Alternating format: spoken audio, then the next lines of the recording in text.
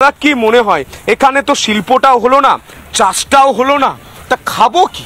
এখন খাওয়ার মতো কিছুই নেই। সত্যি কথা বলতে কি, এখন এক বিঘে চাষ করতে গেলে যে 35,000 টাকার মোটামুটি খরচা, আলু চাষ করতে গেলে 40,000 টাকা। আমার বাবা 6 বিঘে চাষ আছে। ঠিক আছে, 35,000 টাকা মাছ ধরছি, কিন্তু যে হারে আবার তোলার খরচ আছে, ভাড়া আছে, ঠিক আছে, স্টোরে ভর্তি করলে, কিন্তু এখন যে পরিমাণে দাম দিচ্ছে না, সেই পরিমাণে সেই টাকাটা উঠছে না। আচ্ছা, শুধু ওই আলুর সোটা ধরলে হবে না, একটা সর্ষে করেছিলাম 5 বিঘে সর্ষেটাই জলেতে নষ্ট হয়ে গেল, সেটার ক্ষতি হলো।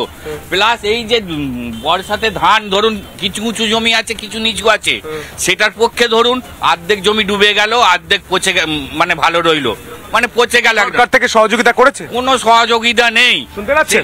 দেখতে শুনতে পাচ্ছেন? মমতা বন্দ্যোপাধ্যায়, আপনাকে প্রশ্ন করছি, শুনতে পাচ্ছেন? আপনি তো থাকেন কাচের ঘরে, কাচের ঘরে থাকেন, ঠান্ডা ঠান্ডা হাওয়া খান।